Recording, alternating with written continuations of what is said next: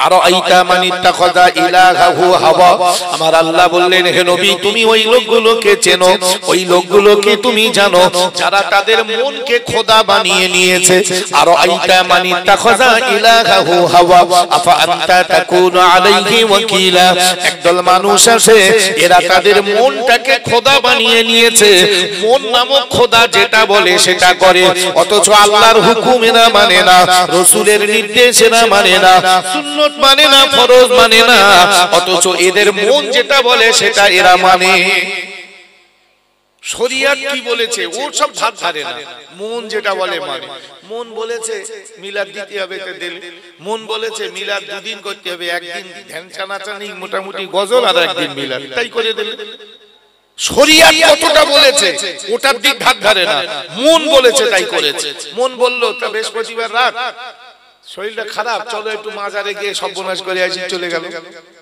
শরীয়ত বলেছে এটা তো ভাবলো না, মন বলেছে, অর্থাৎ এর মন ইচ্ছে মতো চলে, মন যা বলে তাই করে। কে বললেন? আল্লাহ।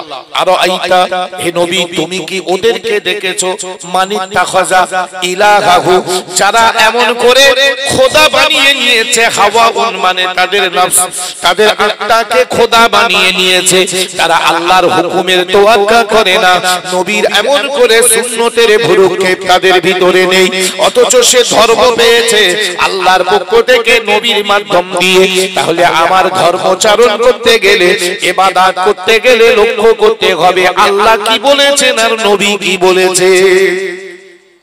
যেমন উদাহরণস্বরূপ, আল্লাহ বলেছেন নামাজ পড়তে, কিন্তু জোহরের নামাজ 12 রাকাত গোটা কোরআন শরীফে আপনি খুঁজে পাবেন না। আল্লাহ বলেছেন নামাজ পড়তে, কিন্তু নামাজের ভিতরে এই যে করাকাত, কখন কোন ওয়াক্তে করাকাত নামাজ, এটা কোরআন শরীফে নেই। আল্লাহ কোরআন শরীফে বলেছেন ইন্নাস সালাতা কানাত আলাল মুমিনিনা কিতাবাম মাওকুতা, আমি তোমাদের উপরে নামাজ ফরজ করেছি নির্দিষ্ট সময়, মানে ফজরের সময় ফজর, জোহরের সময় জোহর, আসরের সময় আসর, মাগরিবের সময় মাগরিব, এশার সময় এশা, এটা নির্দিষ্ট সময়ে ফরজ করেছি নামাজ। কিন্তু করাকাত আপনি গোটা কোরআন শরীফ তন্ন তন্ন করে যদি খোঁজেন, করাকাত আপনি খুঁজে পাবেন না, কোথাও আপনি খুঁজে পাবেন না যে এত রাকাত করে নামাজ পড়তে বলেছে। এখন কিছু কিছু লোক বলে আমি কোরআন ছাড়া মানিনি, তার মানে ও ভণ্ড।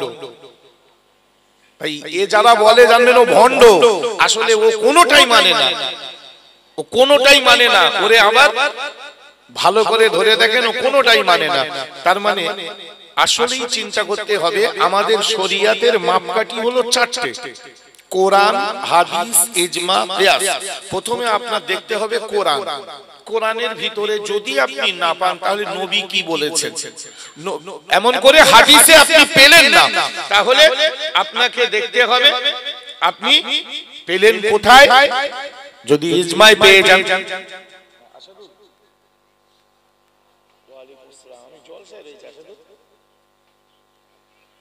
আচ্ছা আচ্ছা, তো এবারে আপনাকে দেখতে হবে যে আপনি হাদিসে নেই, তাহলে ইজমায় দেখতে হবে, ইজমায় নেই কিয়াসে দেখতে হবে। এই 4টে উসুলের ভিতর দিয়ে আপনাকে ধর্ম মানতে হবে। মন যা বলেছে তাই করলে তো হবে না, মন তো অনেক কিছু বলে, মন অনেক কিছু বলে, কিন্তু মন বললে হবে না, আপনাকে দেখতে হবে শরীয়তের মাপকাঠি কি। যেমন একটা উদাহরণ স্বরূপ, এখন কিছু মানুষ আছে, কিছু মানুষ এরকম যে কুরবানি আসলেই দেখবেন একটা ভালো গরু কিনতে হবে, একটা ভালো গরু কিনতে হবে, ভালো একটা কুরবানি গরু জবাই করতে হবে। ভাই, কুরবানি করাটা কি? কুরবানি করাটা ওয়াজিব। আপনার আল্লাহ অনেক টাকা দিয়েছেন, আপনার সারা বছর খেয়ে পড়ে সাহেবে নেসাব বলা হয়। সাহেবে নেসাব মানে একটা পরিমাণ, নেসাব একটা পরিমাণ। এই পরিমাণ টাকা মানে সারা বছর খেয়ে পড়ে আপনার সংসারে মোটামুটি 60-70-1 লাখ টাকা উদ্বৃত্ত হয়। একটা রাব বললাম, এটা কিন্তু সঠিক না, মানে ওর একটা নেশাব আছে, সেটা আবার খাতা কলমে বসতে হবে। আমি একটা উদাহরণ দিচ্ছি, মনে করেন আপনার সংসার চালিয়ে সারা বছর খেয়ে পড়ে আপনার 70,000 কি 1 লাখ টাকা আপনার হাতে বা ব্যাংকে জমা আছে। আপনি সাহেবে নেশাব, অথবা আপনার সংসার খরচ খরচা করার পরেও আপনার স্থাবর অস্থাবর মানে জমি জায়গা টাকা পয়সা সোনা দানা ঘর বাড়ি আপনার একটা ঘরে মেটে যায়, আপনার দুটো ঘর রয়েছে, একটা ঘর ভাড়ায় দিয়ে রাখেন, ওটাও কিন্তু আপনার নেশাবে ধরা হবে। যেটা আপনার নিত্য প্রয়োজন ওইটা বাদ। আপনার মোটামুটি 4টে জামা হয়ে যায়, আপনি 24টা জামা করে রেখেছেন, ওই 20টা জামা কিন্তু গন্ডগোল। এতটা আপনি করেছেন কেন, নষ্ট করেছেন আপনি? আপনার তো 4টেই হয়ে যায়, 24টা কেন করলেন? ভাই এইরাম ধরলি না আমার মা বোনিদের গন্ডগোল হয়ে যায়। বাক্স ভর্তি শাড়ি ঠেসা, অথচ পরে এ বেই দেশে, ও বিন দেশে, ও খালাতো ভাই দেশে, ও সৌদ দেশে, এইরাম করে এক এক বাক্স নতুন শাড়ি। হ্যাঁ মরে গেলি এবার বিল হবে, এখন ওতে হাত দেবে না, আর মরে গেলি বিল হবে। এ খুব বিপজ্জনক। আপনি মনে করুন আপনার যেটা প্রয়োজন সেটা আপনার হিসাবে আসবে না, ওটা আপনার রানী। আপনার একটা গাড়িতে মিটে যায়, আপনি মোস্তানি করে দুটো গাড়ি কিনে রেখেছেন, ওই একটা গাড়ি কিন্তু আপনার গন্ডগোলের গাড়ি, তার মানে ওটা আপনার হিসাব দিতে হবে। আর যেটা একটা আপনার প্রয়োজন আপনার মিটে যায়, আপনার এটার আল্লাহ বলেছে হিসাবে আসবে না, এটা তো আপনার প্রয়োজন। তো ঠিক এই পরিমাণ এইরকম কিছু টাকা থাকলে তাহলে আপনাকে কি হবে, কুরবানি দিতে হবে। এটা যেমন আপনার জন্য শরীয়তের একটা নির্দেশ। তো কিছু মানুষ আছে সারা বছর নামাজ কালাম তাসবিহ তাহলিল কোনো চিন্তা ভাবনা একবারও খোঁজ খবর নেই, অথচ কুরবানি এসে গেলে একদল মানুষ আছে বিরাট ভালো একটা গরু কিনতে হবে। ভাই আসলে কি এর কুরবানি দেওয়ার ধান্দা না চেক নাই গোশত খাওয়ার ধান্দা? উদ্দেশ্যটা তো খারাপ, কুরবানি দেওয়াটা ভালো, শরীয়ত তো ওরকম বলিনি। শরীয়তের হুকুম কোরআন শরীফে এসেছে, আল-বুদনা জাআলনাহা লাকুম মিন শাআইরিল্লাহি লাকুম ফিহা খায়র ফাযকুরুসমাল্লাহি আলাইহা সাওয়াব ফাইদা ওয়াজাবাত জুনুবুহা ফাকুলু মিনহা ওয়া আত'ইমুল কানিয়া ওয়াল মু'তার কাযালিকা সাখখারনাহা লাকুম লাআল্লাকুম তাশকুরুন লা ইয়ানালাল্লাহু লুহুমুহা ওয়ালা দিমাউহা ওয়ালাকিন ইয়ানালুহুত তাকওয়া। আমার আল্লাহ পাক আল্লাহ তাআলা কোরআন শরীফ 17 পারায় বলে দিলেন, হে দুনিয়ার মানুষ মনে রাখো তোমার কুরবানির গরুর রক্ত কত জোরে বেরিয়েছে আমি আল্লাহ দেখি না, কত কেজি কত কুইন্টাল গোশত হয়েছে দেখি না, বরং তোমাকে তোমার কাছে আমি যেটা দেখতে চাই কুরবানির মাধ্যমে সেটা হলো তোমার মনের খেয়াল, অন্তরের খেয়াল। ওয়ালাকিন ইয়ানালুহুত তাকওয়া, তাকওয়া মানে আল্লাহর ভয়। এখানে কতটা ছিল গোশত খাওয়ার জন্য? কুরবানির গরু কিনতে গিয়ে পলিরহাটে একবার ঝুঁটি টিপতেছে, একবার বাঁট টিপতেছে, একবার কুরবানি পাশা টিপতেছে, মানে মাল চেক নাই হবে তো। সন্ধ্যেবেলা মোটামুটি কেনার সময় হিসেব করেছে 25,000 টাকার গরু গোশত 1 কুইন্টাল 13 কেজি থেকে 20 কেজি বাঁধা, জবাই করার পরে 77 কেজি। মনটা খুব খারাপ, সন্ধ্যেবেলা চার দোকানে বসে মন মরা করে বসে রয়েছে। চাচা কিরাম হলো তোমার, তো এবারে গ্রামের সবচেয়ে ভালো গরু। তাহলে যে লস হয়েছে এ কলে আর যাবো না। তার মানে কি হলো, 450 দরে পড়ে গেছে, তার মানে হিসেব ঠিক মিলিনি। ভাই আমি একটা কুরবানি দেব আল্লাহর জন্য, তাতে 2 কেজি গোশত হোক আর 2 কুইন্টাল হোক, ওটা তো আমার দেখার দরকার না।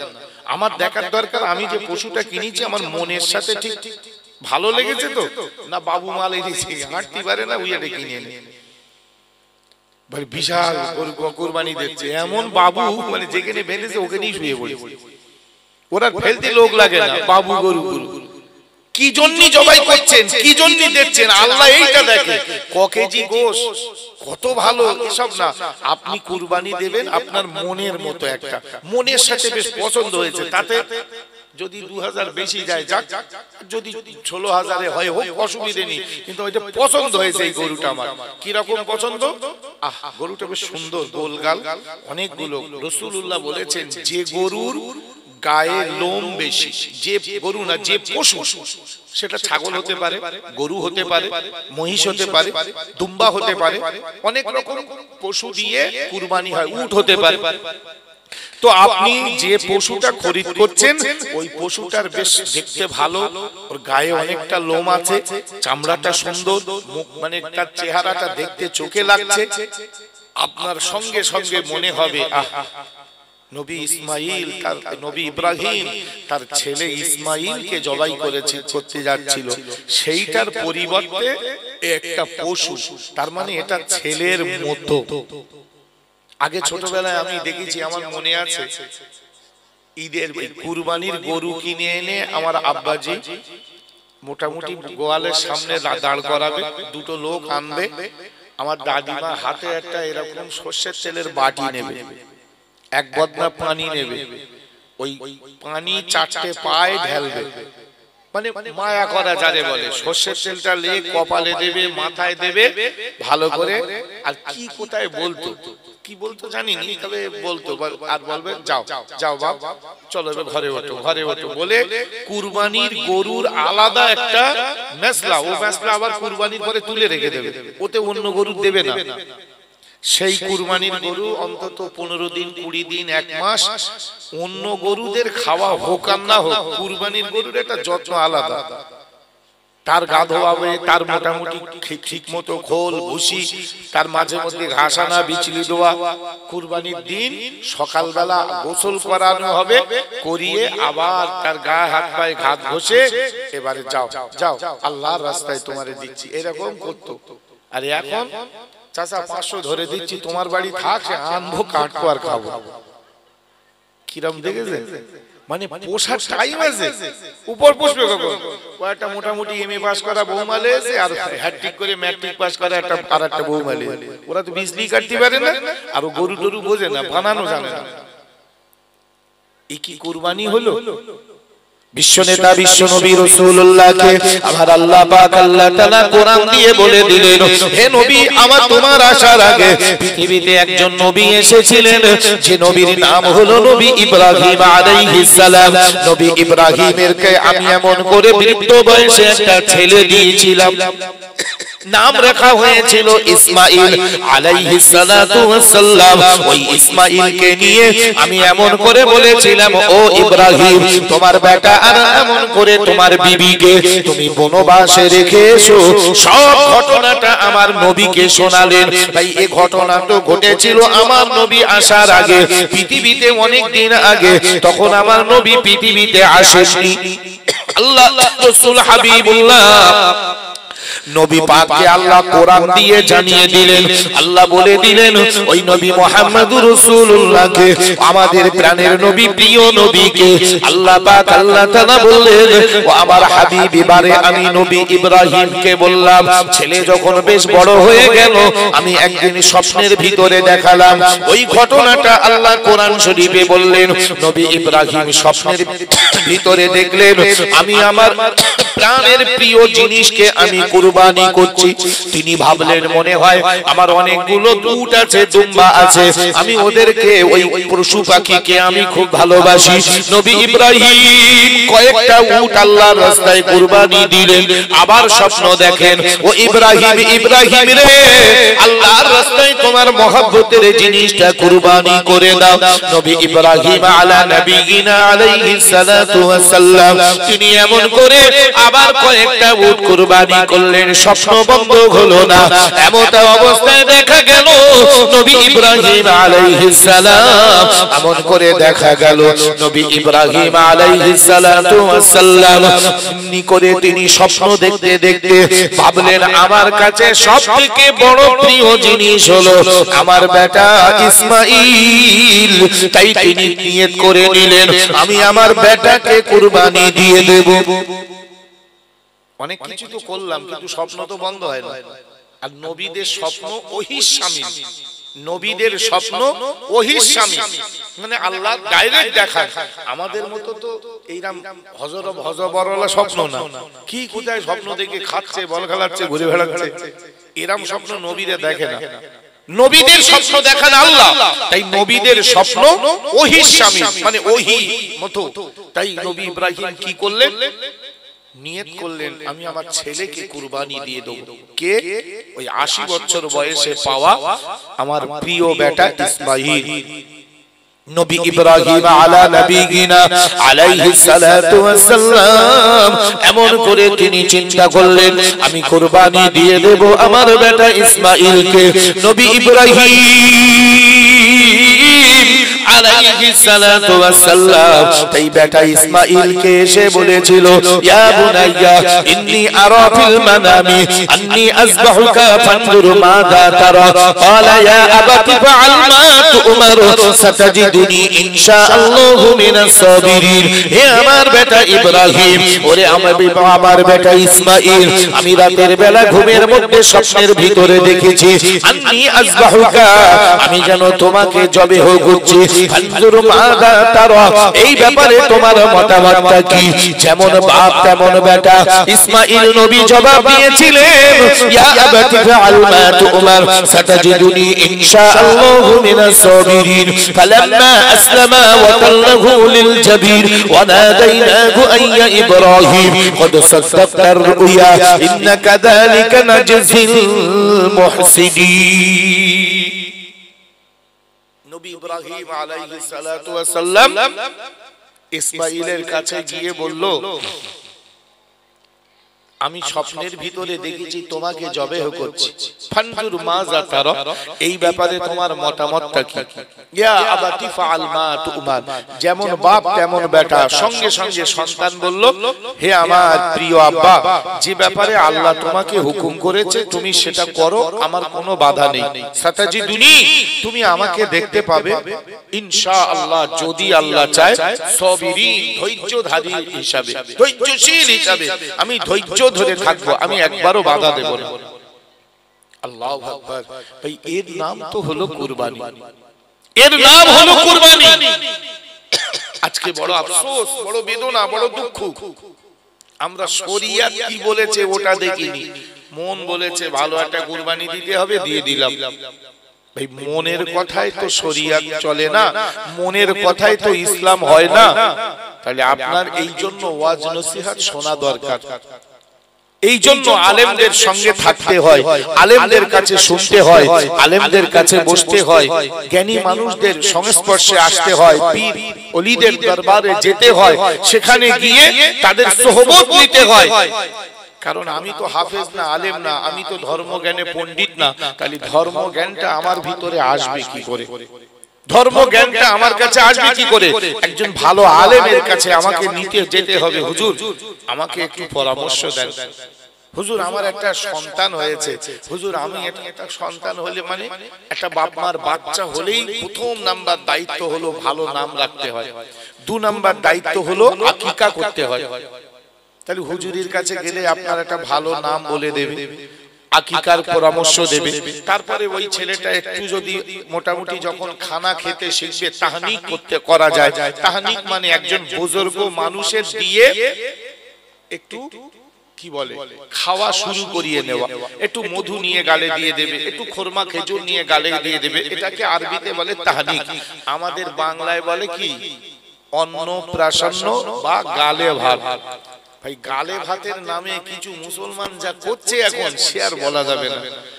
মানে কচির ছবি আঁকিয়ে তার গলায় ফুল দিয়ে মালা দে, তাই ছবি করে তাই কাট করে বন্ধু বান্ধব দাওয়াত করে খাওয়াচ্ছে, আর বলতেছে অন্নপ্রাশন মানে গালে ভাত হচ্ছে।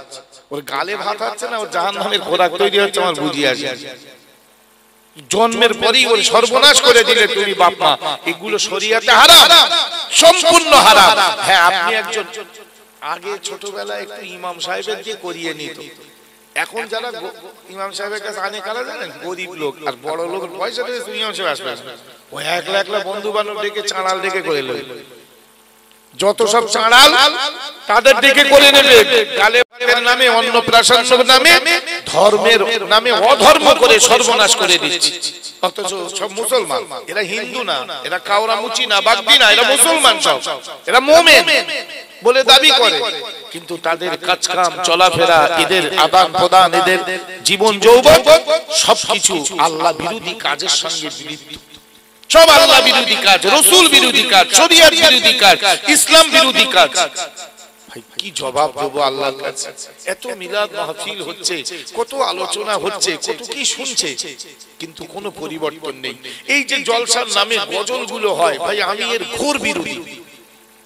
তাতে আমার কেউ দাওয়াত দেখ আর না দেখ, আমি কেন বলছি ভাই, আজকে ধরে নেন এই যে জলসা জুলুস গুলো হচ্ছে, আলহামদুলিল্লাহ এটা তো খুব ভালো জিনিস, কি সুন্দর। আমার মা বোনেরা এক জায়গায় বসে আছে, সেখানে বসে আমার মায়েরা আমার ওয়াজ শুনছে, সেখানে আমার মায়েরা বসে শুনছে, তারা একটা পর্দার সঙ্গে আদবের সঙ্গে বসে সেখানে তারা কিছু ওয়াজ নসিহত, মেয়েদেরও তো শোনার খুব দরকার। একটা মা যে ভালো না হলে বাচ্চা যে ভালো হয় না। কমিটির ছেলেরা কেউ আছে? আমার পানি লাগবে, গরম পানি, একটুখানি আমার গরম পানি দিতে হবে। এটা নিয়ে যাও, ঠান্ডা পানি হলে হবে না, গরম পানি।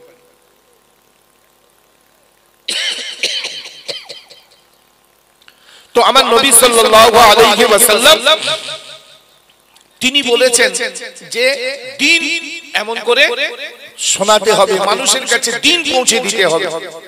তো এই আমার মা বোনেরা এক জায়গায় বসে আছেন, সেখানে বসে আদবের সঙ্গে পর্দার সঙ্গে এমন করে তারা শুনছেন। এটা তো শরীয়তে জায়েজ, কিন্তু যেই এই জায়গাটা এখন গজল হবে, এর মধ্যে মোটামুটি ছেলে মেয়ে বুড়ি ছাড়া সব কুদুমি করবে। এখানে গজল হোক, মেয়েরা আলাদা জায়গায় বসুক, ছেলেরা এইরকম বসুক, আর গজল হোক, তবে অসুবিধে নেই। ভালো মোটামুটি কিছু আল্লাহ নবীর শানে কাসিদা পড়া হবে, কিছু গজল পড়া হবে, কিছু ভালো ভালো গজলের মধ্যে দিয়ে নবীর জীবনী, নবীর কথা, ভালো ভালো ইতিহাস তুলে ধরবে। ঠিক আছে, বলো তুমি, কিন্তু মেয়েরা কেন এখানে এসে ভিড় করবে? মেয়েরা মেয়েদের জায়গায় বসে থাক, ছেলেরা ছেলেদের জায়গায় বসুক, আলহামদুলিল্লাহ হোক গজল। কিন্তু বাবা, ওই যারা গায় ওদের নাকি ঢং ওঠে না, মানে মেয়ে ছেলে না দেখলে ও সুর উঠবে না। তার মানে কি এটা কি ভালো? এটা কি শরিয়ত? এটা তো হারাম, সম্পূর্ণ হারাম। তাহলে এরকম আমরা ধর্মের নামে যদি অধর্ম করি, যেটা শরিয়তে বলিনি, তাহলে তো আল্লাহর কাছে ধরা পড়ে যাব, আল্লাহর কাছে তো জবাব দিতে পারবো না। এখন যদি মনে করেন এখানে যে মাইরুল হুজুর এসেছে, খুব সুন্দর ওয়াজ করে, এই পাড়ার আখন্দ বেড়ের মা বোনেরাও আমারে অনেক চেনে। এই তো আমি এখান থেকে বেশ কিছুদিন আগে একটা জলসায় গিয়েছি, সম্ভবত ওটা চন্দনেশ্বর, মানে বোদলা পার হয়ে চন্দনেশ্বর। তা ওখানে এরকম জলসা করে নেমে যাচ্ছি, জলসা করে আমি নেমে যাচ্ছি, তা একজন মহিলা এরকম পর্দার এরকম সাইডে দাঁড়িয়ে বলছে, আসসালামু আলাইকুম হুজুর, ভালো আছেন? আমি বলি ওয়ালাইকুম আসসালাম। কি ঠাক? তা বলছে, হুজুর আমার বাড়ি হাড়োয়ায়। তা আমি বলি, হাড়োয়ায় কোথায় বাড়ি? তা বলছে, হুজুর আমার হাড়োয়ায় ওই কি বললে যে কি খাড়ুবালা, খাড়ুবালার ওখানে কি একটা জায়গা পাড়া বললে, আপনি প্রতি বছরে আমাদের গ্রামে ওখানে জলসায় যান, আপনার চিনি হুজুর, মানে আমাদের চেনে, জলসায় যাই, আমার আত্মীয় না, আমার কোনো তার সাথে সম্পর্ক নেই, কিছু নেই। তাই মনে মনে এটা মেয়েদের একটা আনন্দ। আমাদের দেশের লোকে ফকির আসলে বলে, হে আমার আব্বাদের দিকের ফকির, মানে এটা মেয়েদের একটু আনন্দ হয়, এটা আমার আব্বাদের দিকের ফকির। তো ঠিক আমার ইমাম সাহেব হিসেবে বলছে, সেই আমার এমন করে আমাদের ওখানে আপনি জলসায় যান, আমাদের ওখানে জলসায় যান, আপনি মাইরুল হুজুর চিনি আপনার, ওর শ্বশুর বাড়ি ওখানে, এটা বাপের বাড়ি, এটা বাপের বাড়ি। তো মেয়েরা আমাকে চেনে ওইভাবে, আমি তার মুখও দেখিনি, আমি তার স্রেফ আমার যাচ্ছি, আমার এরকম একটা জল পর্দা এরকম, তার ভিতর থেকে আমাদের বলছে, আসসালামু আলাইকুম হুজুর, ভালো আছেন? আমি ওয়ালাইকুম আসসালাম, ভালো আছি। আমি চিনতে পারলাম না, তো তুমি কি আমার কেউ পরিচিতি? বলে, হুজুর আমার বাড়ি ওই খালুবালায় কি একটা পাড়া বলেছিল, মনে নেই, তো ওখানে বাড়ি। তো ওখানে মানে? তো বলছে, হুজুর আপনি আমাদের ওখানে প্রতি বছরে জলসায় যান, প্রতি বছরে আপনি জলসায় যান, মানে পয়লা চৈত্র খালুবালায় ওই পাড়ায় প্রতি বছরই আমার দাওয়াত থাকে, এই প্রায় 8-10 বছর হয়ে গেছে। পয়লা চৈত্র, যেমন আপনাদের এই পয়লা ফাল্গুন, আমি অনেক বছর এই জলসায় আমি এসেছি, অনেক দিন ধরে এই পয়লা ফাল্গুনে। তো ঠিক তদ্রূপ ভাবে মা বোনগুলো বসে বসে তারা কিছু দিনের কথা শোনে, শরিয়াতের কথা শোনে, এটা শরিয়াতের দরকার আছে, এটা শরিয়াতে জানার প্রয়োজন। কারণ একটা মায়েরা সংসার করে, আর একটা কথা আছে আমরা জানি, সংসার সুখের হয় রমণীর গুণে। মেয়েদের কারণে কিন্তু সংসারে অনেক সুখ শান্তি নির্ভর করে, মেয়েদের কারণে। এই জন্য একটা ভালো মা তৈরি হওয়ার তো দরকার, একটা ভালো মা তৈরি হওয়ার প্রয়োজন আছে। তো এই কারণে মেয়েদের ওয়াজ নসিহত মেয়েরা শুনুক, শোনার দরকার আছে। কিন্তু ওয়াজ শুনতে গিয়ে যদি খারাপই এসে যায়, এই গজলে তো খারাপই এসে যাচ্ছে। আমি আমার যতটা জানা বোঝা ভাই সব জায়গায় এরকম দেখেছি, যেখানে যেখানে গজল হচ্ছে খুব খারাপ দৃশ্য হয়ে যাচ্ছে। আমি অনুরোধ করব, আমি জানি না আপনাদের কি পরিবেশ কি পরিচিতি, আপনারা কি করেন, তবে এরকম থেকে আমাদের পরেশ করতে হবে, এইরকম জিনিস থেকে পরেশ করতে হবে। যদি হ্যাঁ একটু গজল শোনার ইচ্ছা হয়েছে তাহলে একদম কঠোর নিষেধ, এই প্যান্ডেলের ভিতরে মেয়েরা ঢুকবে না। মেয়েদের আলাদা প্যান্ডেল করো, সেটা ঘেরাঘুরি থাকবে, তার ভিতরে মেয়েরা বসে থাকবে, ছেলেরা এখানে বসে থাকবে। এইরকম করে কত গজল গাবি তুই গা বেশ মোটামুটি রাত 10টা পর্যন্ত গা, হবে না, ওদের সুর উঠবে না। যারা গজল গায় নাকি ওদের সুর ওঠে না, তার এক নাম্বার কারণ এই মা বোন থেকে হই হুল্লোড় করবে। যত যুবক ছেলেরা মানে নামাজ পড়ে না, শরিয়ত মানে না, ওই গজল শোনার জন্য সামনে বসে বসে তাকবীর দেবে আর মৌলভী সাহেব বলবে বলো সুবহানাল্লাহ, ও একটু চিল্লে বলে দিলে এর বেগ বেড়ে গেল। সুবহানাল্লাহ কোথায় বলতে হয়? এই কি হাটে বাজারে বিক্রি হয়? যেখানে সেখানে ঢেলে দেবে সুবহানাল্লাহ বেগুনির মতো। কোথায় সুবহানাল্লাহ বলতে হয়, কোথায় আলহামদুলিল্লাহ বলতে হয়, কি শুনে বলতে হয়, এটা তো জানা দরকার। বিশ্বনেতা বিশ্বনবী সরকার দো আলম তাই নবী আকরাম সাল্লাল্লাহু আলাইহি ওয়াসাল্লাম বললেন, আরাইতা মান ইত্তাখাযা ইলাহু হাওয়া আফা আনতা তাকুনু আলাইহি ওয়াকিলা। হে নবী গো, তুমি কি ওই মানুষগুলোকে দেখেছো যারা এমন করে তাদের মনের ইচ্ছা মতো শরিয়ত মানে, এমন করে কোরআনের ধার ধারে না, হাদিসের ধার ধারে না, মন যা বলে সেটাকেই তারা প্রাধান্য দেয়। এরা এমন করে মনকে খোদা বানিয়েছে, এটা এমন করে তাদের জন্য অকল্যাণ, এটা তাদের জন্য অমঙ্গল, এটা তাদের জন্য বড় বিপজ্জনক। মনে রেখে দাও, ইন্নাস সামআ ওয়াল বাসারা ওয়াল ফুয়াদা কুল্লু উলাইকা কানা আনহু মাসউলা। কোরআন শরীফে আমার আল্লাহ তাআলা বলে দিলেন, শুনে রেখে দাও, জেনে রেখে দাও, ইন্নাস সামআ ওয়াল বাসারা ওয়াল ফুয়াদা কুল্লু উলাইকা কানা আনহু মাসউলা। তোমার কানের ব্যাপারে, তোমার অন্তরের ব্যাপারে, তোমার চোখের ব্যাপারে আল্লাহর কাছে কাল কিয়ামতে জবাব দিতে হবে, কৈফিয়ত দিতে হবে, হিসাব দিতে হবে। অন্তরের খেয়ালগুলো কোন কাজে লাগিয়েছো, চোখটাকে দেখার জন্য কি কি জিনিস তুমি দেখেছো, এই কান দিয়ে কি কি জিনিস তুমি শুনেছো, অবশ্যই কুল্লু উলাইকা কানা আনহু মাসউলা। অবশ্যই তোমাকে এমন করে সওয়ালের সামনে পড়তে হবে, প্রশ্নের সামনে তোমাকে পড়তে হবে। কি জবাব দেবে সেদিন আল্লাহর দরবারে, কি উত্তর দেবে সেদিন আল্লাহর দরবারে, কি কৈফিয়ত দেবে? শুধু মৌলভী সাহেব টুপিওয়ালা দাড়িওয়ালারাই বেঁচে যাবে তা নয়, সবাইকে প্রশ্ন করা হবে। বলো কি করেছিলে, আমার জমিন আমার আসমান তোমাদের জন্য এত সুন্দর করে সাজিয়েছিলাম, কি করেছিলে তুমি? এখনো সময় আছে বাপ, ফিরে আসি, আল্লাহর পথে চলে আসি, আল্লাহ রাসূলের হুকুম মেনে চলি, নিজের ইচ্ছা মতো চলবো না, এই প্রতিজ্ঞা করি। যদি বলেন হবে, আমি তো যা করেছি সে আর হতে পারে, আপনার জীবনের অনেক পাপ আছে, কার কি আছে সে তো গোপন ব্যাপার। আমি কি করেছি আপনি জানেন না, আর আপনি কি করেছেন আমি জানি না। আমাদের ভিতরের আভ্যন্তরীণ বিষয় এটা আল্লাহ জানে শুধু।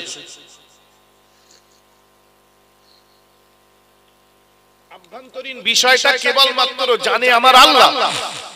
এখন আপনার মনে হতে পারে তাই তো আমি নামাজ পড়িনি, রোজা করিনি, সুদ খেয়েছি, ঘুষ খেয়েছি, মিথ্যে কথা বলেছি, মদ খেয়েছি, তাস খেলেছি, জুয়া খেলেছি, লটারি কেটেছি, চিটিংবাজি করেছি, ফেরেববাজি করেছি, এরকম মোটামুটি গুনতি 24টা হয়ে গেছে।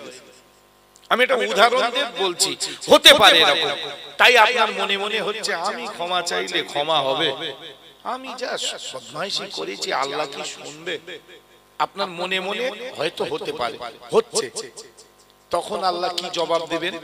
আপনার মনে হচ্ছে আর আল্লাহ জবাব দিচ্ছেন দেখেন ওয়ালাউ আন্নাহুম ইয যালামু আনফুসাহুম জাউকা ফাস্তাগফিরুল্লাহ যদি তোমার মনে হয় যদি তোমার এই রকম চিন্তা হয় যে আমি আমার নফসের উপরে জুলুম করে ফেলেছি আমি আমার আত্মার উপরে জুলুম করে ফেলেছি আমি আমার জীবনটাকে বরবাদ করে ফেলেছি আমার আল্লাহ পাক আল্লাহ তাআলা বললেন কুল ইয়া ইবাদিয়াল্লাযীনা আসরাফু আলা আনফুসিহিম লা তাকনাতু মির রাহমাতিল্লাহ ইন্নাল্লাহা ইয়াগফিরুদ যুনুবা জামিআ ইন্নাহু হুয়াল গফুরুর রহিম ওরে বান্দা বান্দারে তুমি যত পাপ করো না কেন নিশ্চিত আমি আল্লাহ বড় দয়াবান তুমি জানো আমি আল্লাহ বড় মেহেরবান তুমি জানো আমি আল্লাহ বড় করুণাময় তুমি জানো ফিরে এসো বান্দা ফিরে এসো বান্দা ফিরে এসো বান্দা জাউকা ফাস্তাগফিরুল্লাহ ফিরে এসে তুমি আল্লাহর কাছে ক্ষমা চাও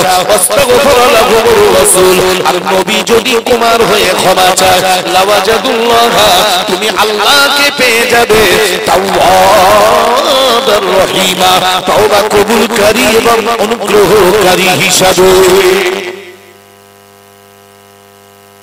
দেখেন আল্লাহ কি সুন্দর উত্তর দিয়ে দিলেন ভাই তা যদি না হতো সারা জীবন কত বদমাইশি করার পরে কিছু লোক রয়েছে মসজিদে গিয়ে টুপি পরে দাড়ি রেখে বেশ হুজুর হয়ে গেছে বেশ এখন বেশ হুজুর হয়ে গেছে ধরে নেন আমি পরের দোষ দেবো না আমার কথা বলি আপনি আমার গ্রামের ছেলে গ্রামের মানুষ আপনি আমার চাচা হন আপনার আমার খালু হন ছোটবেলা থেকে আপনি জানেন আমি ছোটবেলার থেকে দুষ্টু ছিলাম না ভালো ছিলাম বিরাট চঞ্চল ছিলাম না শান্ত ছিলাম খুব ভদ্র ছিলাম না অভদ্র ছিলাম কি ভাই আমার গ্রামের মানুষ আমার ছোটবেলার খবর রাখে না সব জানে তারা দেখেছে চোখের সামনে এই ছেলেটা বড় হয়েছে এই বলে মাত্র ঘুরে করতো ওই বলে পিছনে লেগেছে ওই এই করেছে সেই কত কি জানে এখন আমার গ্রামের মানুষ তারা আমার ছোট থেকে তারা অনেক কিছু দেখেছে এই জন্য ভাই একটা প্রবাদ বাক্য আছে পীর মানে না মায় আর পীর মানে না গায় মার কাছে পীর হওয়া যায় মা বলি সিঁড়ি কোলে ভড়াক করে হেগে দিলে উনি আমার পীর হয়ে যায় মা তো বলবেই কারণ আমি মার কোল থেকে বড় হয়েছি আমার কত দুষ্টুমি মার চুল ছিঁড়ে ফেলেছি এই আঁচল ছিঁড়ে ফেলেছি 5 টাকা দিবি কি বলো আইসক্রিম এলায় এসে এখন মাথা খারাপ কত মার হিস্ট্রা কুস্ট্রা করেছি মার সেই মার কাছে গিয়ে যদি বলি মা আমি পীর হয়ে যাই মা মানে তাই বলে পীর মানে না মায় আর পীর মানে না গায় গায় মানে গ্রাম ভাই নিজের গ্রামে পীর হওয়া অত সহজ না বাইরের লোক আমাদের মায়ের হুজুর মায়ের হুজুর গ্রামে এই সেদিনকার ছেলে চোখের সামনে বড় হলো ও তো বলবেই সে তো আমার চোখের সামনে তার বড় হয়ে যাবে গ্রামের মানুষের কাছে পীর হওয়া অত সহজ না অত সহজ না ভাই আল্লাহ শুকরিয়া আমার মেজো ভাইয়ের মেয়ে আমার ভাই ওরে এখন একদিন একসঙ্গে যাচ্ছি তো আমার গ্রামে আমার এক চাচা বলছে হোসেন ভালো আছেন কোথায় যাচ্ছেন হেঁটে হেঁটে এই ভাইজি রয়েছে ওর সাথে একটু যাচ্ছি ওদের বাড়ি যাচ্ছি তো বলছে ও যেই গেছে আমার ভাই যখন বলছে বাবু তোমার আপনি বলেছে আর আমার আব্বুর সাথে গেলি সব তুমি তুমি করে আর তোমার আপনি বলে কেন মানে ও ছেলে মানুষ হিসেবে ও আমার প্রশ্ন করে মানে কেন বলতেন আমি তো আমিও জানি না আপনি বলেছ কেন আমার বলছে আমার আব্বু তো তোমার থেকে অনেক বড় মানে অনেক বড় মানে 13 বছরের বড় তোর আব্বু আমার থেকে 13 বছরের বড় তাহলে আমার আব্বুর ওই সব লোক তুমি বলে আর তোমারে আপনি বলে কেন আমি বলি শোন আমারে বলে না এই একটু কোরআন শরীফ মুখস্থ করেছি হাফেজ বলে এই হাফেজ সাহেবদের তুমি বলতে নেই মানে ও বাচ্চা মানুষ তো ওরে যেভাবে বুঝিয়েছি আমি যারা কোরআনের হাফেজ হয় কোরআনের অনেক দাম তো যাদের সিনার ভিতরে কোরআন থাকে তাদের বলে হাফেজ সাহেব আর হাফেজদের তুমি বলতে নেই হাফেজদের সাথে কথা বলতে গেলে আপনি বলে বলতে হয় কোরআনের সম্মানে ও বুঝে গেছে ও তার মানে তুমি হাফেজ সাহেব তাই বলো তাই না আমি বলি হ্যাঁ ওই জন্যই আপনি বলে ভাই এই সম্মান দেওয়ার মালিক কি আল্লাহ ইজ্জত দেওয়ার মালিক আল্লাহ পীর মানে না মায় পীর মানে না গায় পীর মানে না জরু আর পীর মানে না গরু জরু মানে কি জানেন গিন্নি ও বাবা ওর কাছে পীর হওয়া গুতো আছে বোর কাছে পীর হওয়া গুতো আছে অত সহজ না একটা পীর সাহেব এসে বলছে এই দেখো আজকে উড়ে উড়ে যাচ্ছিল, এটা দেখেছো? তো বলতেছে কেন? তাহলে ওই আমি যাচ্ছিলাম, তাহলে ওই জন্যই বেঁকে বেঁকে যাচ্ছে। আমি তাই বলছি কেটা যাচ্ছে মনে হয় আমাদের উনি হবে, তো বেঁকে বেঁকে যাচ্ছিল বলে সন্দেহ হচ্ছিল। তার মানে কি ও সোজা মেনে নেবে না সহজে, বিরাট বিপদ ওখানে পীর হওয়া। আর একটা হচ্ছে গরু। ভাই আপনি ধরে নেন পীর সাহেব দুই দিকে ধান খায়, গরুর গালে গেঁজে বলে তো নাকি, গেঁজে বা ঠুসি বলে, যেটা মুখোশ মতো দোয়া থাকে, ওইটা দোয়া হয়নি, দুই দিকে ধান খাক। গরুরই বলছেন এই দেখ শোন, আমি না পীর হয়েছি, খবরদার কারুর ধানে মুখ দিবিনি, একদম চল আমার বাগান, ওখানে গিয়ে যত পারিস ঘাস খাবি, আবার বাড়ি এসে তুই খোল ভুসি বিজলি সব রেডি রয়েছে, এখানে খাবি। ভাই গরু শুনবে? গরু তুই পীরটা আমার দেখি সামনে কাঁচা ঘাস আর পীর দেখাচ্ছ, ও ঘপ ঘপ করে মার। ভাই ওর কাছে পীর হলি হয়? তাই একটা কথা আছে, পীর মানে না মায়, পীর মানে না গায়, পীর মানে না জরু, পীর মানে না গরু। এটা প্রবাদ বাক্য, হাদিস কোরআনে আছে কি আমি জানি না, প্রবাদ আর বাস্তবই তাই। এই ক জায়গায় পীর হওয়া খুব কঠিন। তবে এই পীর হয়েছিলেন অবলা জীবের কাছে, মনে আছে আপনাদের? আছে। বসিরহাটের হুজুর আল্লামা রুহুল আমিন রাহমাতুল্লাহ আলাইহির মাজারে যাওয়ার আগে দেখবেন ডান হাতে একটা, বেশ কিছুটা আগে একটা ডান হাতে সরু রাস্তা চলে গিয়েছে, ওই রাস্তা দিয়ে সামনে গিয়ে একটা কবর আছে, যে কবরটা হলো শাহ ওলি রাহমাতুল্লাহ আলাইহি, মস্ত বড় আল্লাহর একজন ওলি মানুষ, পীর মানুষ, মাহবুব মানুষ, আল্লাহওয়ালা মানুষ। ওই শাহ ওলি রাহমাতুল্লাহ আলাইহি তিনি এমন করে দেখা গেল একদিন জঙ্গলে গিয়েছেন, জঙ্গলে গিয়ে তিনি কাঠ কেটে কাঠ নিয়ে তিনি বাড়ি আসছেন। একটা জঙ্গলের অবলা জীব বাঘ, ওই বাঘ এসে পীর সাহেবের সামনে বাধা দেয়, বারবার পীর সাহেবের সামনে বাধা দেয়, বারবার পীর সাহেবকে রাস্তা আটকে দেয়। বাঘ দেখে এমন করে অবলা জীব দেখে শাহ ওলি রাহমাতুল্লাহ আলাইহি তিনি বলেছিলেন, বাবা ও জঙ্গলের বাঘ, তুই কেন আমার সামনে? বাবা আমি তো এসেছি আমার সংসারের যেমন করে কিছু কাঠ খড় নিতে, আমার এমন করে উনান জ্বালাতে হবে, এটা সরকারি আল্লাহর দেওয়া নিয়ামত, আমি কিছু নিতে এসেছি। ও বাঘ, ও জঙ্গলের বাঘ রে, তুই যে একটা হিংস্র প্রাণী, তুই যে একটা অবলা জীব, যা যা এখান থেকে চলে যা, চলে যা এখান থেকে চলে যা। ওই অবলা জীব বাঘ কোনো মতে যায় না, কোনো মতে যায় না, বলছে তুই যা, আমার রাস্তাটা ছেড়ে দে, ছেড়ে দে, আমি বাড়ি চলে যাব, আমার রাস্তাটা ছেড়ে দে। ওই বাঘ কোনো মতে রাস্তা ছাড়তে চায় না। চিন্তা করলেন ব্যাপারটা কি, আমি তো বুঝলাম না। শাহ ওলি রাহমাতুল্লাহ আলাইহি উনি তখন আস্তে আস্তে করে ওনার কাঠের বোঝাটা নিয়ে বললেন, তুই যখন যাবি তবে আমার কাঠের বোঝাটা একটু নিয়ে চল, এমন করে আমার মাথায় আর নেব না। এই না বলে যেই কাঠের বোঝাটা ওই বাঘের পিঠে দিয়েছে, জঙ্গলের অবলা জীব বাঘ, ওই বাঘ কিন্তু এমন করে আর রাস্তায় বাধা দেয় না। এবারে বাঘ আর পীর দুজনে হাঁটতে লাগে। সুবহানাল্লাহি বিহামদিহি। ভাবতে পারে আশুকে মাসুক চেনে, কুকুরে চেনে ছাই, গয়লায় গরু চেনে, বাছুরে চেনে গাই। এও একটা প্রবাদ বাক্য। ভাই এসবগুলো বইয়ের শেষে থাকে, বিশেষ করে ক্লাস 10-এ পড়লে সমাস আছে একটা, যারা ক্লাস 10-এ পড়েছে তারা জানে। ওই বইয়ের শেষের দিকে দেখবেন কিছু কিছু এরকম প্রবাদ বাক্য থাকে, এর মধ্যে অনেক জ্ঞান রয়েছে, এর মধ্যে অনেক জ্ঞান আছে। কথাটা হলো আশুকে মাসুক চেনে, কুকুরে চেনে ছাই। আশুকে মাসুক চেনে এটা তো আমরা জানি, কিন্তু কুকুরের আপনি লেপ তোষক গদি দেবেন, শোবে না, ও গইলির ওই গরম ছাই একটু যদি পায় না, ওর যা জুত, চুলোর পাড়ে চুপ করে শোয়াটাই ওর আনন্দ, কম্বলের ভিতরে শুধু ভালো লাগে না। তাই লেখক বলছেন আশুকে মাসুক চেনে, কুকুরে চেনে ছাই, গয়লায় গরু চেনে, বাছুরে চেনে গাই। ভাই এক গোয়াল গাই গরু রয়েছে, বাছুর ছেড়ে দিলি চারটার মাঠে গিয়ে মুখ দেবে? অত সহজ না, ওর মা কোনটা ও জানে, ও ঠিক তার মাঠে গিয়ে মুখ দেবে। আর গয়লা ডেকে আনবেন, বাছুর হয়েছে, ও পালাম দেখে বাঁট দেখে একটা আন্দাজ করে বলে দেবে যে মোটামুটি 200 300 400 একটা আন্দাজ করে, খুব বেশি হেরফের হয় না। ওর গাই দিয়ে দিয়ে পালাম দেখে ওর একটা আন্দাজ এসে গেছে। তাই কবি বলছেন, আশুকে মাসুক চেনে কুকুরে চেনে ছাই, গয়লায় গরু চেনে বাছুরে চেনে গাই। তো ঠিক তদ্রূপ ভাবে জঙ্গলের অবলা জীব, জঙ্গলের অবলা জীব ও পীর চিনে গিয়েছে। তো ও পীর চিনে গিয়েছে, ও অবলা জীব ঠিকই পীর সাহেব মাথায় করে কাঠ বয়ে নিয়ে যাবে, আমি একটু উপকার করে দেই। ভাই আমার বাপ তো দূরে থাক, আমাদের মতো মলসাদের কুকুর ঢাকার ঠেলায় মাথা খারাপ হয়ে যায়। তার মানে আমাদের কুকুরও চিনতে পারি, কোথায় ঘেউ ঘেউ করে।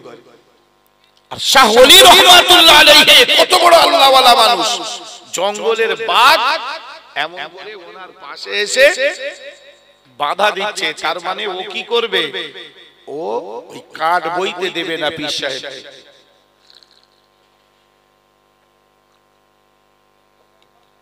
পীর সাহেবকে কাঠ বইতে দেবে না। কাঠটা যেই ওর পিঠের উপরে তুলে দিয়েছে, জঙ্গলে বাঘ পীর সাহেবের সাথে সাথে আসছে। মুরিদ মুত্তাকিরা দেখে হুজুর হুজুর বাঘ, হুজুর বাঘ। বলছে বাবা ও কিছু বলবে না, ও কিচ্ছু বলবে না, তবে তোমরা ওর কাছে এসো না, তোমরা দূরে দূরে থাকো, তবে ও তোমাদের কোনো ক্ষতি করবে না। আর বাঘ ক্ষতি করবে না? আপনি বলেন দিন, পেপার খুললেই মানে জঙ্গলে ওরে টেনে নিয়ে গেছে, ওরে ধরে নিয়ে গেছে, বাঘ ঢুকে পড়েছে, নেট পেট এনে ধরা ধরি, বন দপ্তর কত কি তোলপাড় হচ্ছে, ইউটিউবে দেখছি, পেপারে পড়ছি, কত কি খবর আছে। আর হুজুর বলছে বাবা ও কিছু বলবে না, কিচ্ছু বলবে না, তবে তোমরা ওর কাছে এসো না। সত্যিই তাই। শাহ ওলি রহমাতুল্লাহ আলাইহি এখনো বসিরহাটের জমিনে শুয়ে আছেন। তার জীবনীটা আপনি পড়ে দেখুন, তার ইতিহাসটা আপনি পড়ে দেখুন। শাহ ওলি রহমাতুল্লাহ আলাইহি এমন করে ওই বাঘটার সঙ্গে চলে আসলো বাড়ি। একদিন না দুদিন না তার সঙ্গে থাকে বাঘ। হুজুর যখন কোথাও যায়, ওই বাঘ এমন করে পিঠটা নিচু করে দেয়, হুজুরের রাস্তা আটকে দেয়। তার মানে আমার পিঠে তোমার উঠতে হবে।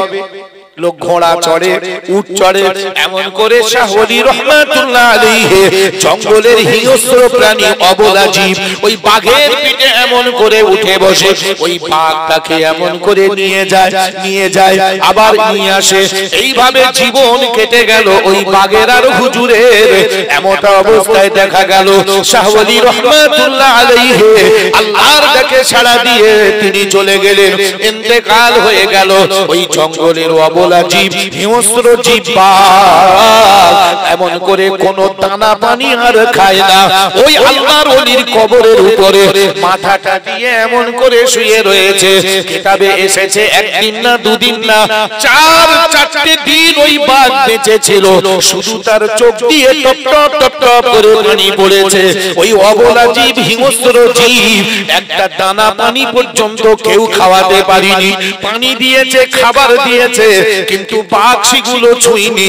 এমন করে 4-4টে দিন কেটে যাওয়ার পরে ওই কবরের উপরে মাথা রেখে ওই বাঘটাও মারা গেল। সেই বাঘটা হুজুরের পাশেই কবর দেওয়া রয়েছে। যদি কোনোদিন বসিরহাটে জিয়ারাতে যান, আমি বলছি একবার দেখে আসবেন।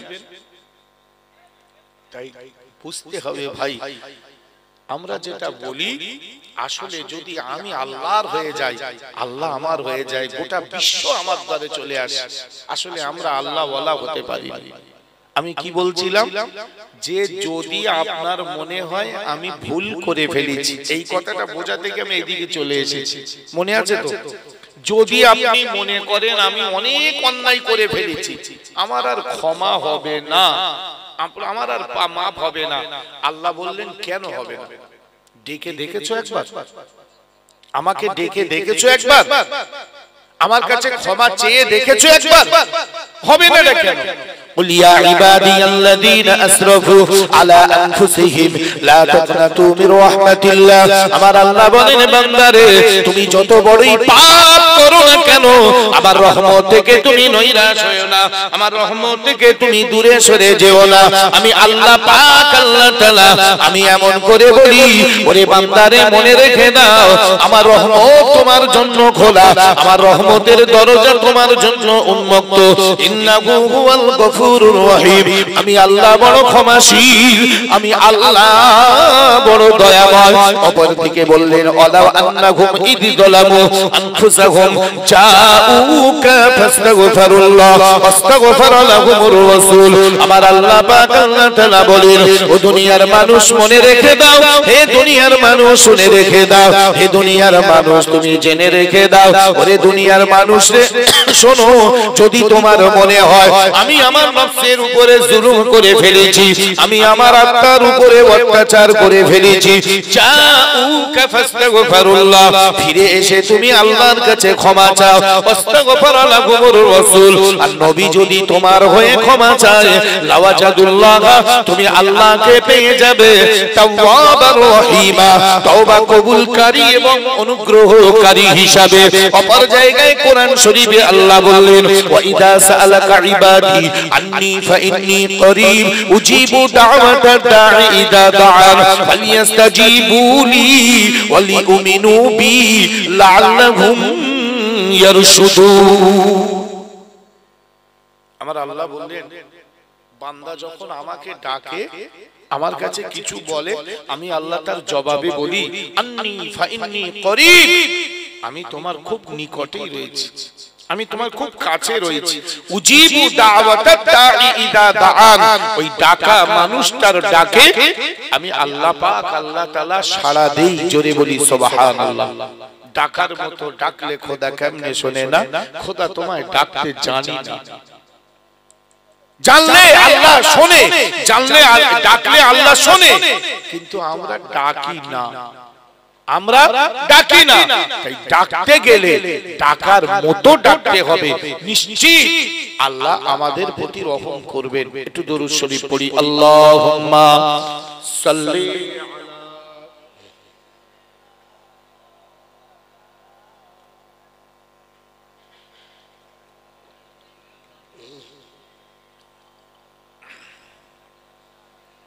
আমার নবী বিশ্ব নবী, নূরের মতো চমক দেয়, আমার নবী বিশ্ব নবী, নূরের মতো চমক দেয়, মুচকে হাসি হাসলে পরে চাঁদের আলো হার মানায়। আল্লাহুম্মা সাল্লি আলা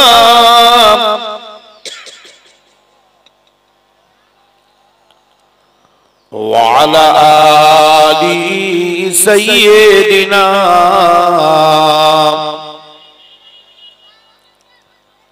আলহামদুলিল্লাহ, আল্লাহর শুকরিয়া। ভাইজান বাবাজি আমার, বর্তমান যুগ ও সন্ধিক্ষণে ঈমান আমাল নিয়ে চলা খুব কঠিন একটা মুহূর্ত এসে গেছে। চতুর্দিকে পা ফেললেই আমরা কোনো না কোনো গুনার সঙ্গে যেন জড়িয়ে যাচ্ছি, কোনো না কোনো গুনাহ যেন আমার পিছনে ধাওয়া করছে, আমাকে তাড়া করছে। এরকম একটা সময় এসে বেশি বাইরে থাকা, বাজারে থাকা, সমাজে বিশৃঙ্খলাতায় না থেকে সব থেকে উত্তম, প্রয়োজন মিটে গেলে আল্লাহর ঘর মসজিদে চলে যান। আপনার 4-5টা ছেলে মেয়ে আছে, আপনার রুজি রোজগারের দরকার, আপনি সকালবেলা ব্যবসা বাণিজ্য করেন, আলহামদুলিল্লাহ আপনার কাজ বেলা 2-2:30 পর্যন্ত মোটামুটি মিটে যায়।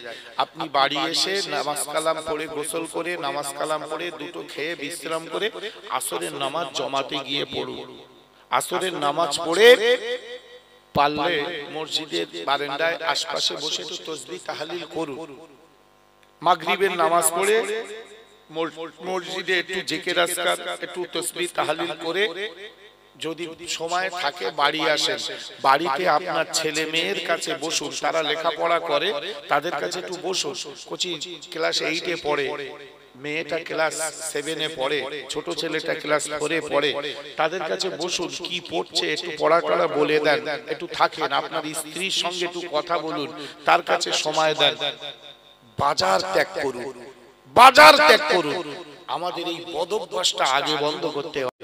কিছু মানুষ আছে সন্ধ্যা হলেই সারাদিন খেটে খুটে ওই চার দোকানে বাজারে গিয়ে ঠান্ডায় বসে বসে দুনিয়ার গল্প, যত সব বাজে কথা, যত বাজে কথা, মানে পট চর্চা, পর নিন্দা, তাস খেলা, জুয়া খেলা, মিথ্যে কথা বলা, এর কথা ওর সাথে লাগালাগি করা। এই জন্য বিশ্ব নবী সরকার দু আলম রাসূলুল্লাহ সাল্লাল্লাহু আলাইহি ওয়াসাল্লামকে সাহাবা জিজ্ঞাসা করলেন, হুজুর সবথেকে সুন্দর জায়গা, ভালো জায়গা কোনটা? বিশ্ব নবী বললেন, মসজিদ, আল্লাহর ঘর। সবথেকে ভালো জায়গা আল্লাহর ঘর। হুজুর সবথেকে খারাপ জায়গা? রাসূলুল্লাহ বললেন, বাজার। বাজার, বাজার ত্যাগ করো, বাজার খুব খারাপ জায়গা। ভাই আপনি নিজের বিবেকে লক্ষ্য করে দেখুন, বাজারে খুব কম দোকান পাশারি আছে যেখানে গীবত গিল্লা হয় না, পরচর্চা হয় না, পরনিন্দা হয় না, গান বাজনা হয় না, তামাক, মানে যে কোনো একটা পাপ সেখানে চলছে, যে কোনো একটা পাপ চলছে। সেদিন আমি জলসায় যাব বলে বেরিয়েছি, তো একটু পরিশ্রম ছিল, খুব ঘুম পাচ্ছে, খুব ঘুম পাচ্ছে। তো একটা দোকান দেখতে পেয়েছি, বেশ মোটামুটি ফাঁকা ফাঁকা। আমার ড্রাইভারের বলছি, গাড়িটা এখানে বাঁধো, একটু চা খাই, মানে খুব ঘুম পাচ্ছে সিটে বসে বসে। আমার গিয়ে তো জলসায় উঠতে হবে, ঘুমালে তো হবে না। তো যাই হোক, গাড়ি বেঁধেছে ড্রাইভার, চা খাবো, মানে একদম দোকানের সামনে, আমি গাড়িতে বসেই রয়েছি, ও আমার চা এনে দিয়েছে, চা খাচ্ছি। একজন এসে এত বাজে ভাষায় কথা বলে চা চেয়েছে, দোকানদার বলতে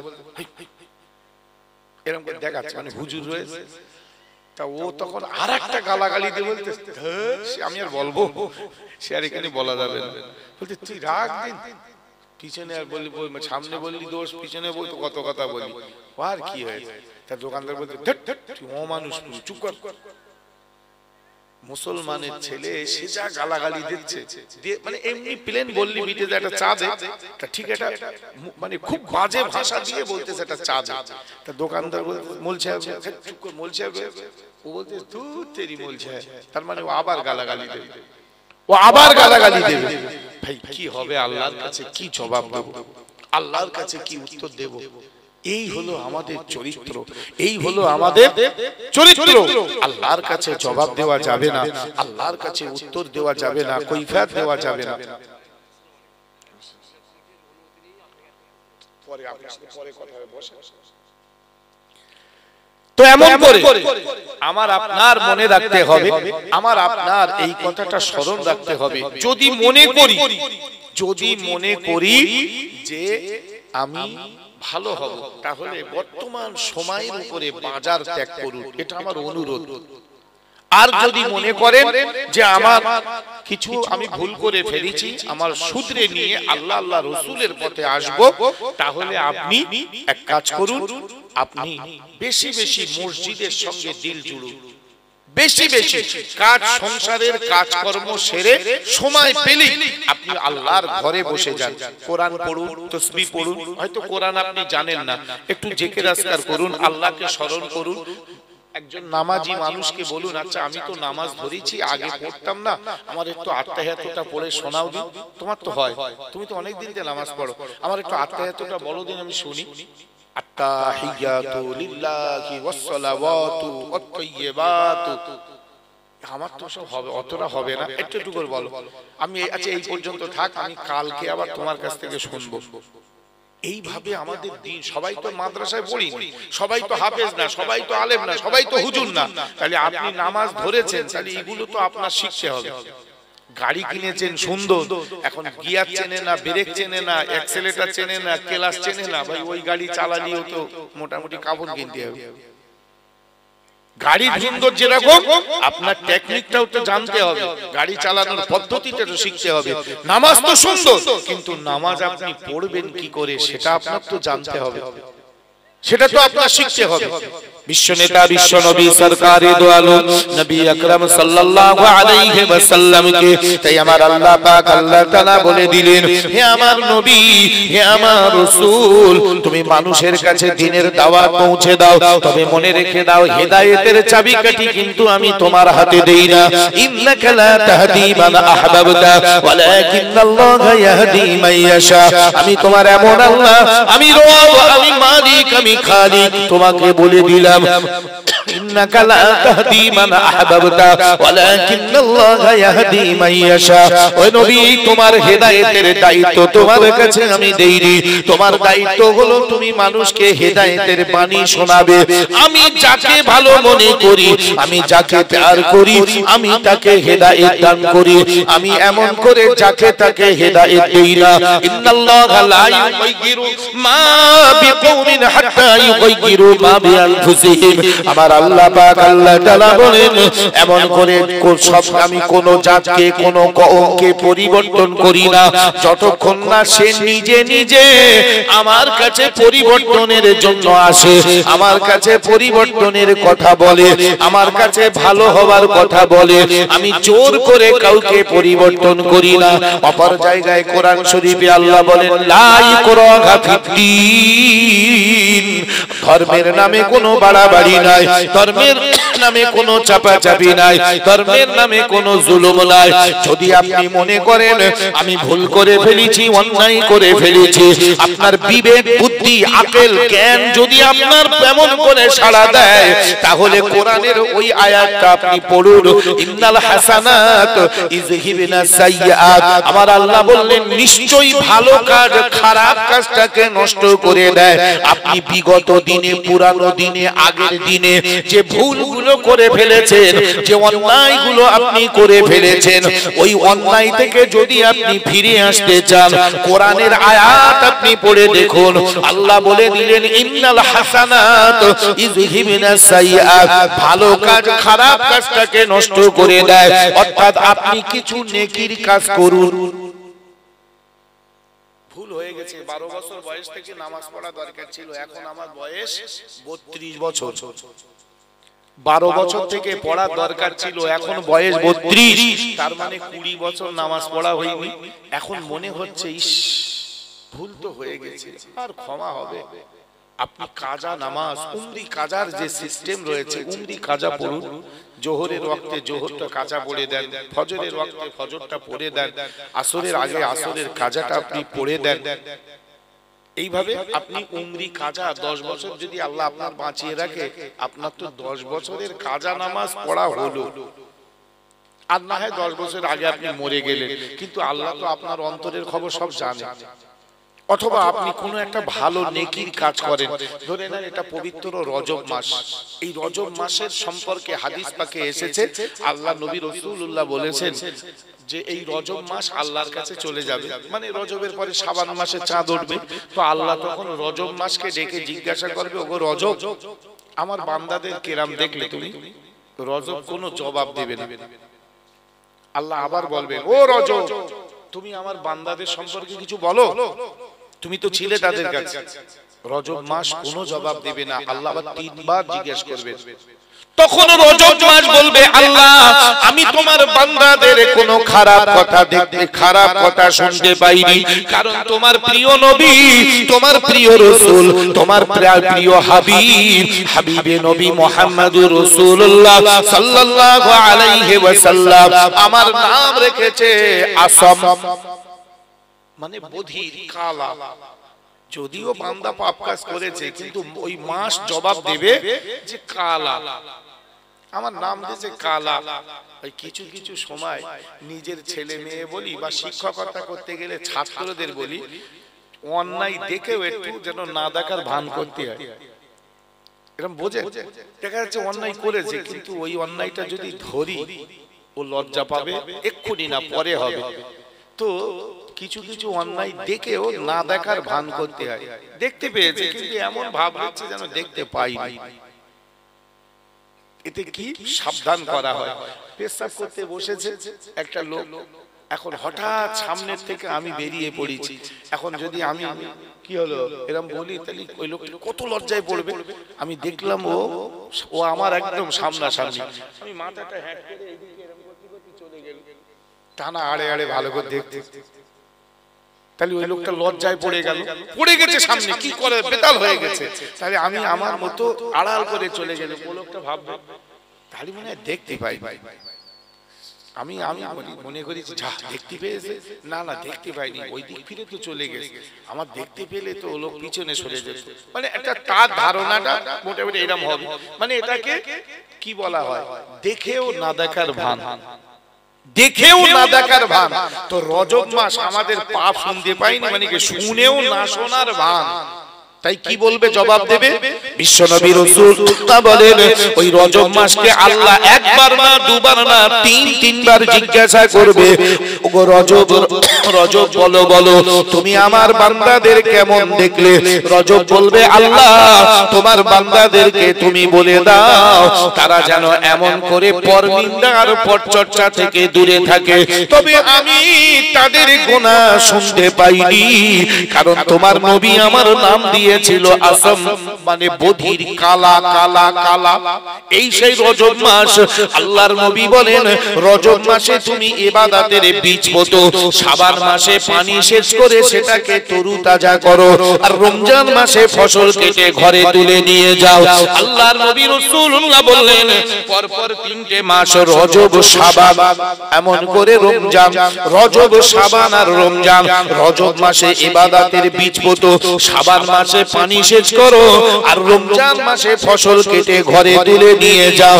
এমন করে মনে রাখতে হবে এই রজব মাসে আপনি নেকির কাজ করুন, ভালো কাজ করুন, কিছু দান সদকা করুন। কোরআন শরীফে আল্লাহ বলেছেন ইন্নাল হাসানাত ইযহিবিনাস সাইয়্যাত যালিকা যিকরা লিযাকিরিন। ভালো কাজ খারাপ কাজটাকে নষ্ট করে দেয়। আপনার বিগত দিনে, পুরানো দিনে, আগের দিনে অনেক ভুল ভ্রান্তি হয়ে গিয়েছে, তাই আপনি আল্লাহর কাছে একটা সাদকা করুন, একটা দান করুন। মসজিদে 500 টাকা দেন, মাদ্রাসায় 200 টাকা দেন। আল্লাহ এমন করে কিছু গরিব এতিমকে, অনাথকে কিছু কাপড়ের ব্যবস্থা করে দিলেন, আর মনে মনে নিয়ত করলেন আল্লাহ আমি এমন করে তোমার কাছে ক্ষমা চাই, আমার নেকির দরকার, আল্লাহ আমার গুনাহ খাতা মাফের দরকার। তোমার আল্লাহ তোমার কোরআনে তুমি বলেছো ভালো কাজ খারাপ কাজটাকে নষ্ট করে দেয়, তাই আমি এই ভালো কাজটা করেছি, আল্লাহ তোমার জন্য তুমি আমার গুনাহ খাতা মাফ করে দাও। আল্লাহ ক্ষমা করে দেবেন, আল্লাহ মাফ করে দেবেন। আপনার গুনার দিকে আল্লাহ দেখবে না। নিশ্চিত আপনারা জানেন হযরতে ওমর কি মার পেট থেকে মুসলমান, হযরতে আবু বকর, হযরতে উসমান, হযরতে আলী, এরা তো সব অন্য ধর্মে ছিল। তো হযরতে ওমর তো নবীর মাথা কাটতে গিয়েছিল, সেই ওমরকে নবী এমন কথা বললেন যে আনা খাতামান নবী, আমি হলাম শেষ নবী, লা নবিয়্যা বাদি, আমার পরে কোনো নবী হবে না ইল্লা উমর। তবে কেউ যদি নবী হতো অবশ্যই ওমর নবী হতো। আলহামদুলিল্লাহ, আল্লাহ শুকরিয়া, তাদেরকে আল্লাহ ক্ষমা করেছে, আমাদেরও ক্ষমা করবে আল্লাহ, আমাদেরও ক্ষমা করবে আল্লাহ। আমি অনুরোধ করব আমার ভাই, আমার বাবাজি, আকন্দ বেড়িয়ার মানুষ, আপনারা ভালোবাসেন আমি জানি, সেই ভালোবাসায় আমি আসি। তো আমি এইটুকু ভালোবাসার মানুষ হিসাবে আমি আপনাদের কাছে অনুরোধ করব, সুন্দর মসজিদ, আল্লাহর ঘর, আপনারা অর্থ দিয়ে, বুদ্ধি দিয়ে, শ্রম দিয়ে সুন্দর করে আল্লাহর ঘর বানিয়েছেন, নামাজ আদায় করুন। আমার মা বোন যারা রয়েছেন, মা বোনদের কাছে বলবো আসুন নামাজ পড়ি। সামনে রমজান মাস এসে গেছে, আর কদিন বাদে আমরা প্রস্তুতি নেই রমজানের জন্য, আমরা আল্লাহ ওয়ালা হয়ে যাব, আল্লাহ ওয়ালা বেনে যাব, এই চিন্তা মাথায় নেই। নিশ্চিত আল্লাহ আমাদের কথা শুনবেন, আমাদের প্রতি রহম দয়া করুণা করবেন ইনশাআল্লাহ। এই আশা নিয়েই আমি আমার বক্তব্য এই পর্যন্ত ইতি করি। আমার জন্য দোয়া করবেন, আমিও আপনাদের জন্য দোয়া করব ইনশাআল্লাহ। বিশেষ করে বলবো আমার পরপরই যিনি আসছেন, আপনারা অনেকেই তাকে চেনেন, খুব ভালো চেনেন, খুব ভালো ওয়াজ নসিহত করেন, সুন্দর বলেন। আমি তো আমার মাদ্রাসায় অনুষ্ঠান হলে আমি আমার ভাইরে বাদ দেইনি, একটু ছোটখাটো হলেও আমার মন চায় যে ভাইরে একটু বলি, আমার কাছে একটু আসো, এটা আমার আন্তরিকতা। হয়তো আমি তার যথাযথ মর্যাদা সম্মান পয়সা করি আমি কিছুই দিতে পারিনি, তবুও এটা আমার মনের থেকে ইচ্ছা হয় যে আমাদের কুতু ভাবে সাহেবের একটু বলি, মানে আমার যেন না বললে ভালো লাগে না, এরকম একটা ব্যাপার। কারণ তার কিছু কাজ আমার খুব ভালো লাগে। তো যাই হোক, আমি আপনাদেরও বলবো তার ওয়াজ শুনবেন, শুনুন। আরো যারা বাইরে আছেন আমি তাদের সকলকে বলছি আসুন, শুনুন। আলেমদের সংস্পর্শে তাদের সঙ্গে থেকে তাদের সোহবত নিয়ে চলার চেষ্টা করি, নিশ্চিত আল্লাহ অনেক আমাদের বরকত দেবেন। আমি সকলকে বলবো এখন আপনাদের সামনে ওয়াজ করবেন জনাব ভাই কুতুবউদ্দিন সাহেব, খুব সুন্দর তাকরীর করেন। তার ওয়াজ শোনার জন্য আমি অনুরোধ করছি আরো যারা আছেন সকলে চলে আসুন, একটু প্রাণ ভরে উচ্চ আওয়াজে দরুদ শরীফ পড়ি। আল্লাহুম্মা সাল্লি আলা